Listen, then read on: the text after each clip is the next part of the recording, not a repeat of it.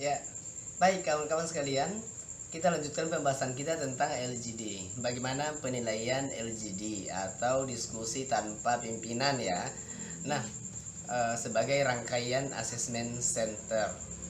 Ya, pada prinsipnya penilaian LGD ini tergantung dari respon atau apa yang disampaikan oleh peserta.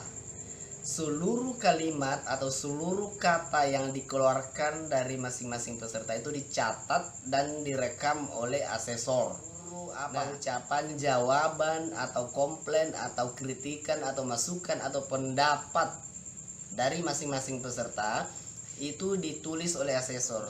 Nah, atau berdasarkan apa yang telah diungkapkan oleh peserta, maka asesor akan melakukan pemberian nilai atau memberikan leveling nanti di sesi terakhir setelah rangkaian asesmen center selesai.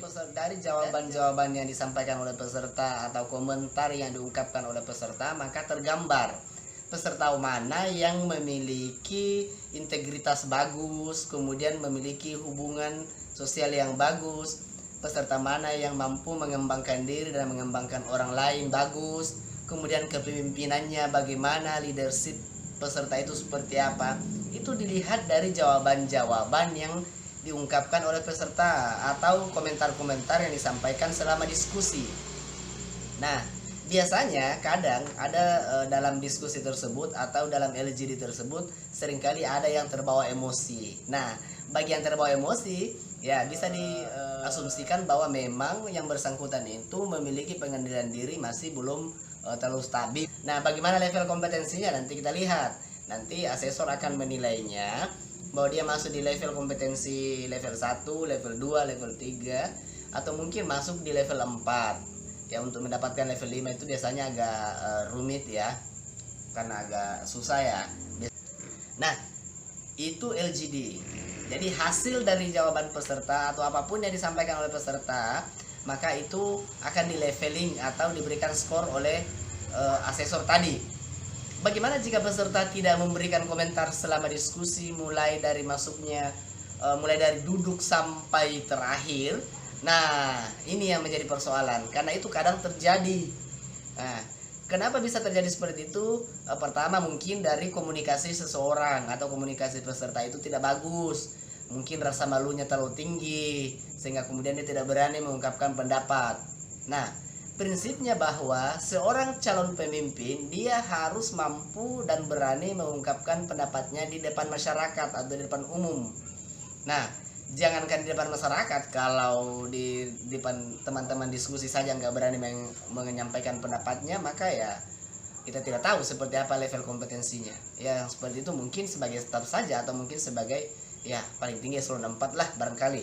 Nah, itu penilaian kompetensi LGD. Nah, selanjutnya ada satu metode lagi yang sangat laris digunakan dan memang setiap asesmen center pasti digunakan. Apa itu? Yaitu observasi dan wawancara. Kita akan bahas sesaat lagi. Kali ini kita akan membahas salah satu metode di asesmen center atau teknik yang digunakan dalam asesmen center, yaitu penilaian melalui wawancara. Wawancara oleh asesor. Nah, seorang asesor sebelum melakukan wawancara ada persiapan-persiapan tertentu. Di antaranya yang pertama tadi. Yang pertama yaitu adalah jelas standar kompetensi jabatan. Ya, standar kompetensi jabatan yang akan dinilai. Misalkan untuk menduduki jabatan eselon 2, maka standar kompetensi jabatannya itu harus levelnya 4. Untuk eselon 3 levelnya 3, eselon 4 levelnya 2. Nah, apa-apa yang harus disiapkan oleh asesor termasuk ada formulir wawancara. Karena kenapa? Kenapa perlu formulir? Karena jangan sampai sang asesor, misalnya seorang peserta memberikan jawaban kemudian lari kemana-mana, maka bisa langsung dipotong oleh asesor pada saat itu dengan cara asesor tersendiri. Gimana cara memotongnya itu mereka sudah lebih memahami itu, dan mereka lebih paham itu bagaimana cara mengerahkan agar wawancara itu berjalan secara baik dan benar dan sesuai dengan rel atau sesuai dengan apa yang ingin diketahui dari sang peserta tadi atau sang orang yang diwawancara tadi. Nah, wawancara ini memang ada beberapa hal. Jadi dalam assessment center lazimnya dalam penilaian kompetensi untuk seleksi eselon 2, wawancara ini menjadi standar atau patokan yang digunakan untuk melakukan verifikasi dan validasi atau verifikasi kembali atas data-data sebelumnya. Data-data sebelumnya ini biasanya diperoleh dari mana? Kadang diperoleh dari LGD, hasil LGD, kemudian juga mungkin dari psikometri, kemudian juga dari KIKOM, kemudian critical incident, kemudian dari studi kasus dan metode simulasi-simulasi lainnya. Yang jelas bahwa setiap assessment center pasti menggunakan teknik wawancara. Ya, pasti menggunakan teknik wawancara. Satu asesor menghadapi satu peserta, tidak bisa gelondongan, tidak bisa satu asesor menghadapi dua peserta. Pertanyaan yang diajukan oleh asesor biasanya adalah pertanyaan yang lebih luas, dan itu diberikan kewenangan dan kekuasaan serta kelolosaan kepada peserta untuk memberikan jawabannya atau untuk bercerita apa yang disampaikan oleh asesor. Biasanya asesor tidak langsung memotong di tengah jalan. Tema yang dicari dalam wawancara tersebut ini yang kadang orang penasaran untuk seleksi pimpinan tinggi pertama. Yang pertama adalah integritas. Seperti apa integritasnya seseorang? Ketika jawabannya bla bla bla, maka tentu sang asesor langsung mengetahui bahwa jawaban ini begini, berarti ya levelnya level 3 saja. Nah, kemudian selain integritas juga ada hubungan sosial, tadi saya sudah katakan. Kemudian juga bagaimana pengembangan diri dan pengembangan orang lain, membimbing orang lain. Kemudian bagaimana pelayanan publik, ya, bagaimana seseorang bisa memberikan pelayanan yang baik kepada masyarakat untuk eselon 2 misalnya. Kemudian bagaimana kecenderungan seseorang ini dalam penyelesaian masalah atau problem solvingnya. Apakah dia mampu menyelesaikan masalah secara cepat dan tentu tepat, atau kayak penyelesaian masalahnya berlarut dan tidak ada solusi yang dalam waktu singkat.